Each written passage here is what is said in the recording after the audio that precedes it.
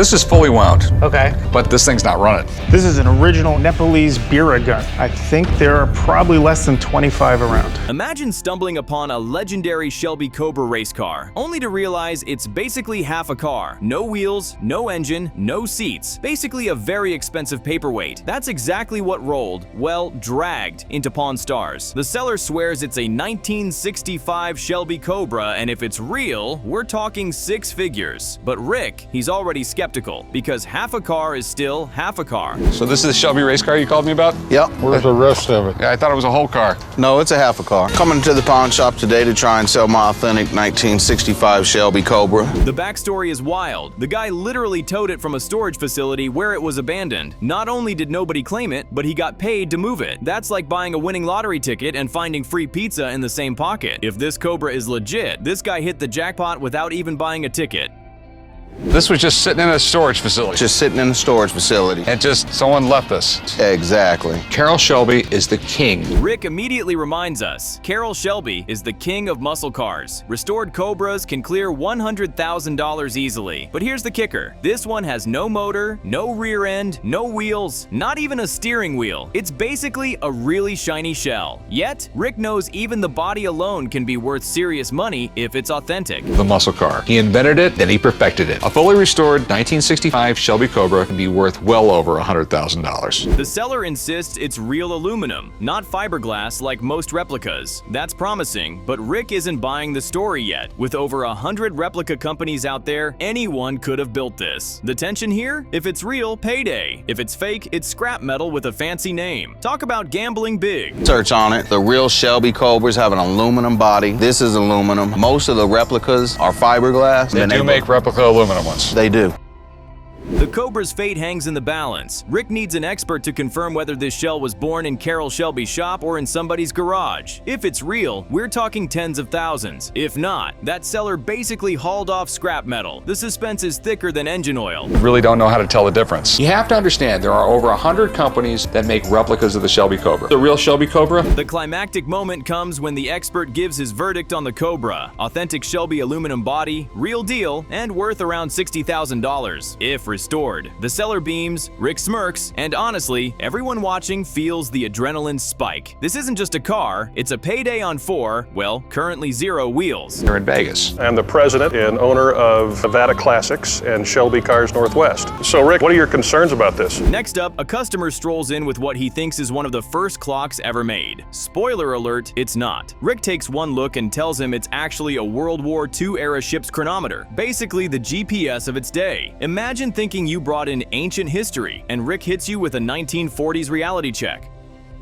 How can I help you? I got a timepiece. Okay. Probably, I think, one of the first clocks ever made. I'm serious. It's been in my family forever. How long has it been in your family? Rick explains how sailors use these to figure out longitude with precision. If the clock was off even slightly, you could end up 1,000 miles from your destination. No pressure, right? The guy's hoping for big money, but there's a problem. The thing doesn't even tick. That's like selling a car and forgetting to mention it has no engine. Was way back in the day, before there was GPS, there was only one way to tell where you were at in the world. You could look at the sun or the stars and figure out your latitude. Rick offers him $500, knowing it could cost a fortune to repair. The seller pushes back hard, trying for $1,000. This negotiation gets spicy, like poker with a broken watch. They eventually settle at $700, and both walk away feeling like they outplayed the other. Rick calls it a gamble, and honestly, same.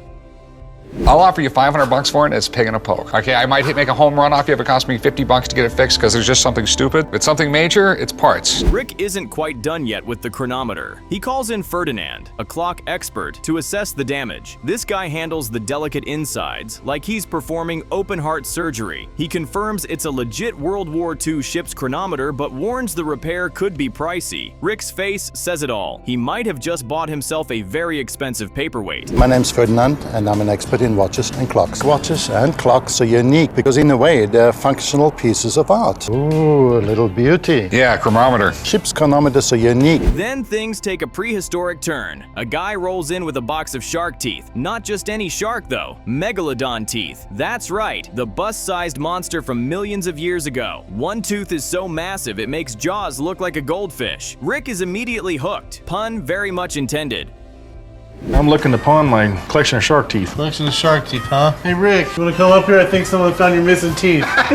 Rick does some quick math. Each inch of tooth equals 12 to 15 feet of shark. This one's over 5 inches. Translation? An 80-foot killing machine with teeth bigger than your iPhone. Drama overload. The seller just wants to pawn them, not sell, asking for a $1,000 loan. Honestly, it sounds like a bargain just for the bragging rights. These were from Megalodon, which was a prehistoric shark. And from the size of this tooth, the guy was probably bigger than a city bus. That was a big shark. Right here from the gum line right there, 1 inch equals like 12 to 15 feet. Rick agrees, reasoning that if the guy doesn't come back, he can flip them for triple. It's a win-win. Either he makes interest, or he ends up with Jaws 2 in his showcase. The seller's happy, Rick's happy, and I'm just sitting here wondering why I didn't start collecting shark teeth as a kid. If you don't pay me back the loan, I keep the merchandise and sell it. How much do you need to borrow? I wanted to try and borrow about $1,000.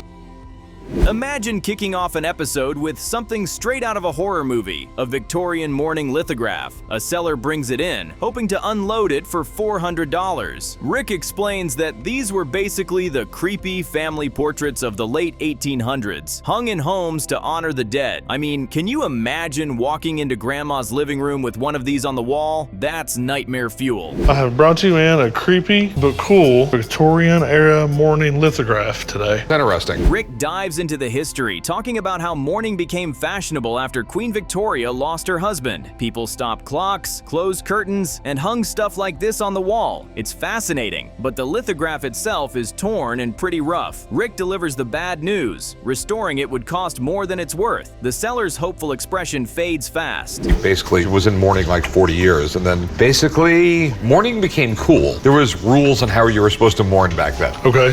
When someone passed away, you were supposed to stop your clocks.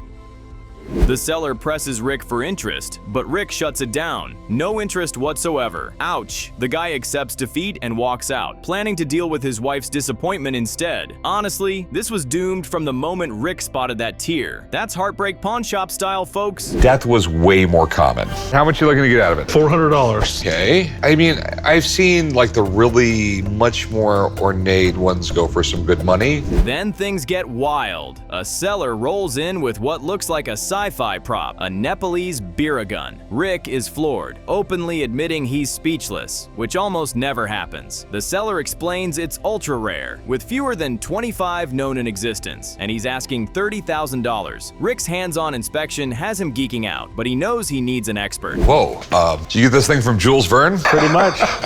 So what exactly is this? The seller explains its backstory. Built in the 1890s by Nepalese craftsmen since the British wouldn't supply modern firearms. It fires Martini Henry rounds, though the seller confesses he's never actually fired it. Rick cranks the mechanism like a kid playing with a wind-up toy. Badass, he declares. But without an expert confirmation, this deal is still on hold. It was handmade in Nepal, primarily because the British would not give the Nepalese fast, rapid-firing guns at that time. Rick lays out the legal stakes. If the gun was made after 1898, it's a no-go without messy federal paperwork. The seller assures him it dates to 1896 or 1897. Still, Rick calls in backup to confirm. They also agree to haul it out to a firing range for the ultimate test. The suspense here is delicious. This thing could be either goldmine or dud. Is badass. It'd be a workout, fire it, but I mean, it looks like it works. And how much do you want for it? Rick calls in Mark Hall Patton, the history guru. Mark confirms it was built in 1896 to 97, perfectly legal and insanely rare. He explains Nepal reverse engineered it after smuggling a Gardner gun. Hearing Mark's enthusiasm, Rick's face lights up. You can feel the tension shift. This deal just got serious.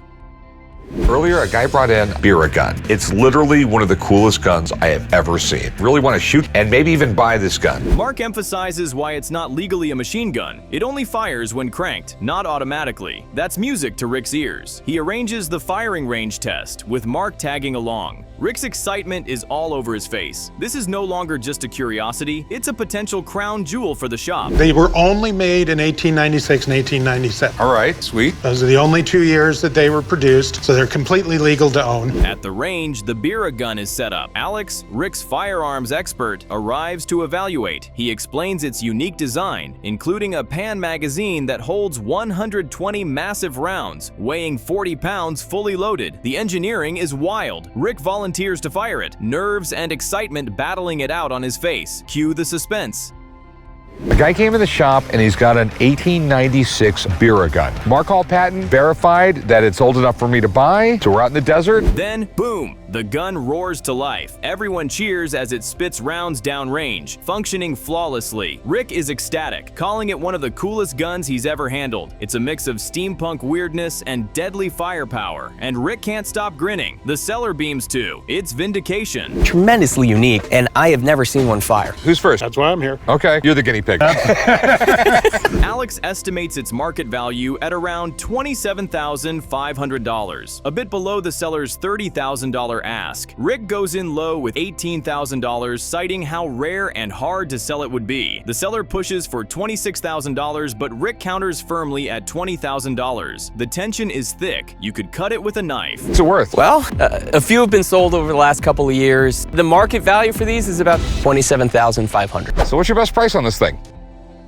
Finally, the seller agrees to Rick's $20,000 offer. Relief and satisfaction wash over both men. Rick feels like a kid in a candy store, thrilled with his new prize, while the seller leaves happy with a hefty payday. This is Pawn Stars Gold. Rare history, big money, and plenty of drama. Quite frankly, there's not a lot of people that are going to come in my shop every day. Hey, do you have one of those Biraguns from the Himalayas? $20,000 is the most I can do. It's the most I can pay and still makes sense. Next up, a new seller enters with something rolled under his arm. An original Bob Peek mural made for Trans World Airlines in the 1970s. Bob Peek is basically the Michael Jordan of movie posters, responsible for Apocalypse Now and West Side Story. The seller found it in a closet and is hoping for $750. What do we got here? I have got an original Bob Peek, silkscreen on canvas print from the 70s. That's pretty cool.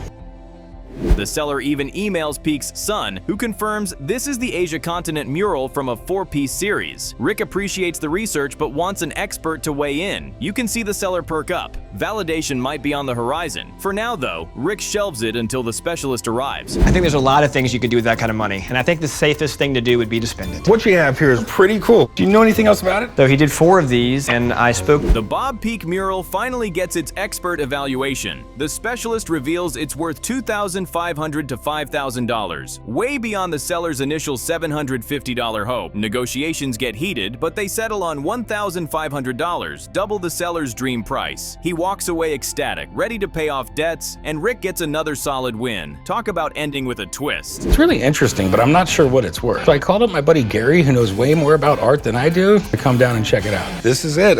Kind of psychedelic for an airline poster.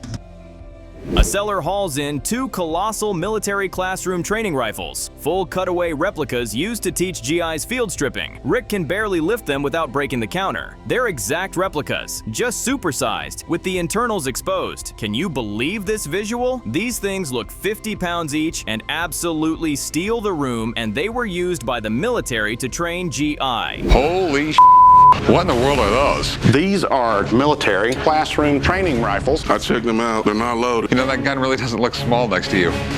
The backstory is wild. In the 60s, the seller's family salvaged truckloads of these from scrap, melted almost all of them down, kept a couple. As a kid, he even lined them up and pointed them at passing cars. Yikes. Rick's cackling about the Hoover Dam trip with these in the trunk. Talk about a scene. This is peak only in Vegas energy. Just lay it down real easy here. I don't want to break no glass. My God, these things are huge. I can only imagine that the cops saw you getting these things out of your car in the parking lot.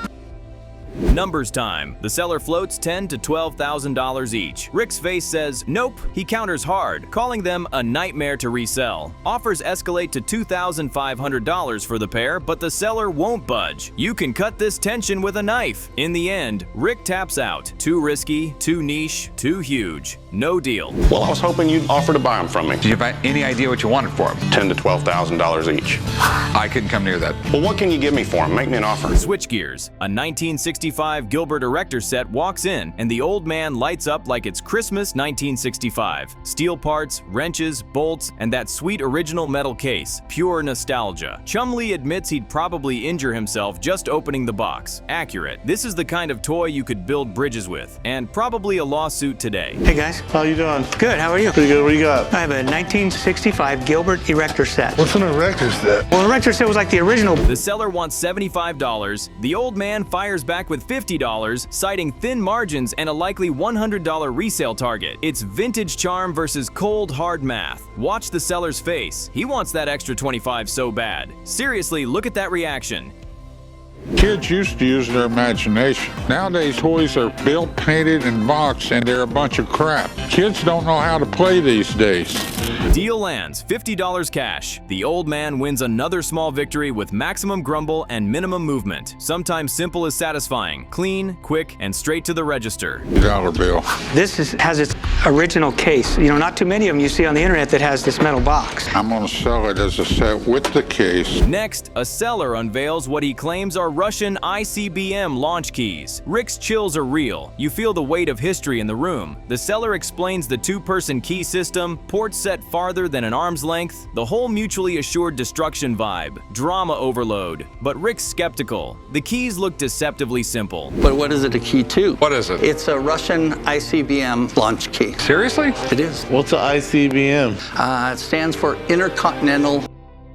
Rick calls Mark Hall Patton, Clark County Museum. The keys, not ICBM after all. They're Soviet space launch keys, made of titanium, hard to machine, even featured on a city seal tied to launches. Honestly, that reveal is cooler than nukes. History you can hold. Rarity factor, high. Appeal, niche, but incredible. I'm the administrator of the Clark County Museum System. Well, Rick tends to call me in when he comes up with some unusual items. Any idea? Yeah. Final call on the keys. Rick offers $1,500, calling it a total gamble on a specialty crowd. The seller declines. He'll keep them for display. Tense, brief, decisive. Blink and it's over. These on them, sell them? Actually, I'd be willing to sell them for It's one of those things where it's really going to be difficult to market.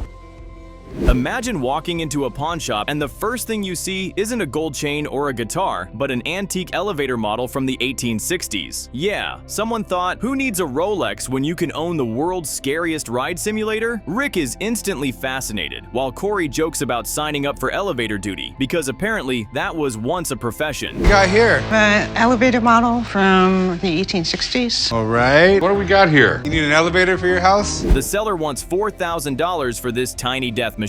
Rick, doing his classic lowball routine, shoots back with $2,000. Cue the negotiation shuffle. $3,500, $2,500, finally landing at $2,100. Seller sighs but takes it. Rick looks smug. That elevator model just dropped floors faster than freefall. You get all the money, I take all the risk, you know. $3,500? No. We need to go to a lower floor.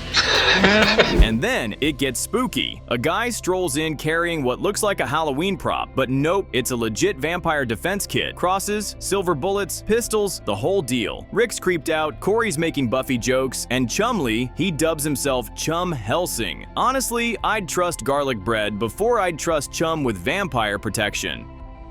Not much, how you doing? It's something pretty old here. Let's take a look. Got a vampire defense kit. The seller claims it's over 100 years old, passed down from his grandpa. Rick inspects the pistols and rosary beads like he's one bite away from becoming Dracula's snack. The price? A cool $6,000 ask. Rick admits he's never seen anything like it and decided to call in an expert before he calls in that check. The tension is real. Are we in a pawn shop or the start of a horror movie? Bram Stoker wrote Dracula in the 1890s, and it sort of caused sort of a fad. Now, back to the main event. The vampire kit gets a second look from expert Alex. He ties it to Bram Stoker's Dracula and even Arthur Conan Doyle. Yes, Sherlock Holmes' creator might have been in the Vampire Squad. That revelation alone raises the value sky high. Estimated worth? $25,000 plus at auction. Rick smells blood, in a financial sense. And a guy walks in with a vampire slaying kit. Negotiation time. Seller wants $20,000. Rick, cool as ever, says $15,000. Seller pushes for $18,500. Rick bites back with $16,000 flat. After some hesitation, the seller accepts, and boom, Rick now owns a vampire slaying kit. Chum is ready to cosplay, and Rick is just happy no bats flew out of the box. All right, what would you take for it? I mean, he said 25, so I think I'd be comfortable with 20. But wait, there's more. The squad heads to the shooting range to test the vampire kit pistols. Because what's the point of owning 1840 vampire guns if you don't fire them at a target shaped like a zombie? Alex joins, revealing ties between the kit and Bram Stoker's circle of friends. This isn't just creepy, it's legendary. So is that target really necessary? Gotta slay the vampire. So we're out here at the gun range because I bought a vampire defense kit. The climax. Rick fires the pistols. Boom. They work flawlessly, sending everyone into grins and disbelief. The guns pack real power. The kit's story is rich, and Rick knows he can resell this for over $30,000 someday. Chumley declares victory in the vampire war. Rick just looks thrilled he didn't buy a box of overpriced Halloween props. Whoa! These have a little power to them. Yeah, they do have a little bit of a kick, don't they? Meanwhile, Rick is handed the holy grail of 07 Fandom, a James Bond GoldenEye prop pistol. The seller wants $3,000, but Rick's skeptical. Enter the Hollywood memorabilia expert, who crushes dreams by pointing out the inconsistencies. Turns out it's a gun from the film, but maybe not the gun. Rick basically tells the seller to go rewatch the movie frame by frame if he wants proof. Savage. Very cool. There's no such thing as a bad James Bond movie, just some are better than others. A young seller rolls in with an antique coffee grinder he got as a graduation gift, courtesy of his uncle at the Department of Sanitation. That's one way to say congrats. Rick's instantly intrigued, jokes about not actually using it unless lockjaw is your thing, and starts running the mechanics. You can see the gears turning, literally and in Rick's head. This could be a sleeper hit if the price is right. So what do we got here, man? This is an antique coffee grinder. My uncle works at the Department of Sanitation. Rick breaks down the history. Late 19th century, Chicago made, cast iron for days. Translation: built like a tank and meant to survive several lifetimes. He spots original features, working gears, and even a hint of old blue paint tucked in the crevices, like the grinder's wearing vintage eyeliner. Condition isn't perfect, but it's honest. I'm nodding along. Clean it, paint it, profit. Cue the drum roll for the ask. I hope you haven't used this thing because you'd probably get lockjaw, man. It's definitely cool. I mean, you put the coffee in there, you turn the handle, and it comes out here. The seller swings for the fences at $500. Rick counters with a hard reality check. Restoration isn't free. He estimates hundreds more for sandblasting and powder coat, so he plants his flag at $200. You could cut the tension with a knife. The seller pitches back, but Rick's not blinking. It's the kind of standoff where one eyebrow raise counts as a counteroffer. The condition on it, great, actually. I mean, it just needs a lot of sandblasting and a lot of paint. Deal! The seller takes $200 and walks away happy. He doesn't even drink coffee. Rick's grin says everything. This is the sort of fixer-upper he loves. Things got rocky quickly, then settled just as fast. My reaction? That flip is brewing already. If you listen closely, you can hear Rick calculating margin in his head. Drama at its finest, folks. Clean it up a little bit. There you go. It's gonna take a lot more than spit. Remember that grinder? Rick ships it to restoration wizard Rick Dale, and the glow-up is outrageous. Fresh paint, degunked gears, and the kind of finish that makes you whisper, whoa. Dale talks through the sandblasting marathon, layers of house paint, dust, and even a few critters cleared out. Rick beams like a proud parent. This'll sell quick, he says, and I believe him. Talk about turning rust into razzle-dazzle. A few weeks ago, I bought an antique coffee grinder. I dropped it off my buddy Rick Dale's, have it cleaned up. Next through the door, a 1967 Rat Patrol Lunchbox, aka Violence on Tin. The seller admits he barely knew the show. Rick calls the series low-budget desert action and, let's be real, hilariously inappropriate for a first grader's PB and J carrier. Even I'm chuckling. Imagine show and tell featuring explosions. But nostalgia can be money if the condition cooperates and a certain missing piece shows up. No, I forgot that. I got a 1967 Rat Patrol Lunchbox. I'm interested in selling. Here's the gut punch. No thermos, dents everywhere, and the inner clip's MIA. Rick explains that the thermos more than doubles value. In mint with thermos, you're talking around $150 to $175. In this shape, he'll retail around $30. Offer $20. The seller's face says, hard pass, and she walks. Things got rocky quickly. Sometimes the smartest move is keeping your childhood chaos box. Way older than I am. 43 is not that old. No, it is to me. Then, make way for hardwood royalty. A seller brings in a hand-carved wooden Indian statue from his grandfather's tobacco shop. 6 feet tall, roughly 150 pounds, and surprisingly vibrant. The old man explains the cigar store Indian tradition, signage for folks who couldn't read English. It's a striking piece. The paint's not sun-blasted, and it screams conversation starter. My take, this could anchor a man cave like a totem of swagger. Hey boss, what? Come check this out. You didn't notice a 6-foot Indian walk through the door? price time. The seller hopes for around 9. You can feel the old man's blood pressure spike. Counter, $400 delivered with that legendary deadpan. You could cut this tension with a knife. Brief tug of war, but the old man doesn't budge. The seller folds. $400 it is. Drama overload. It's not as collectible as decades past, but for the right buyer, instant vibe. Yeah, it's nice artwork on here. What are you trying to do, guys? Sell it, pawn it, donate it? I'm trying to sell it.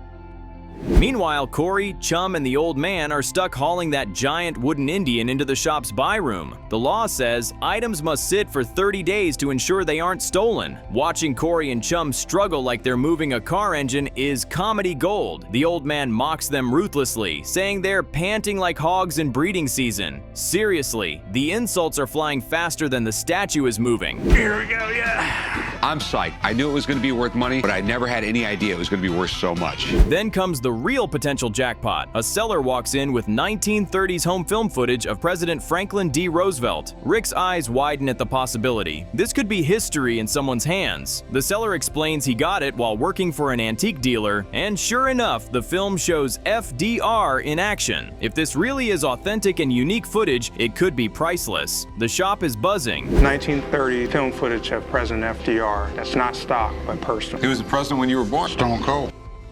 They set up the projector and everyone huddles around. The footage rolls. Shots of the White House, blimps, and FDR himself. The old man is giddy, calling it an unbelievable piece of history. Rick loves it, but plays skeptic, pointing out that footage of FDR wasn't exactly rare, though shots of him in a wheelchair were non-existent. Still, this reel feels special. The shop's reaction is pure awe. Earlier, a guy brought in a film from the 30s. If it's legit, it could be worth a ton of money. Then the seller drops the hammer. He wants $90,000. Rick and the old man nearly choke. Rick compares it to Marilyn Monroe footage that sold for $175,000, but quickly points out that's Marilyn Monroe. The negotiation dies almost instantly. Rick passes, saying unique one-of-a-kind items are too risky without a sales reference. The seller walks out disappointed, but wow, that was almost a six-figure swing. All right, so how much do you want for it? Well, do you have a value for history? You know, everything's got a price.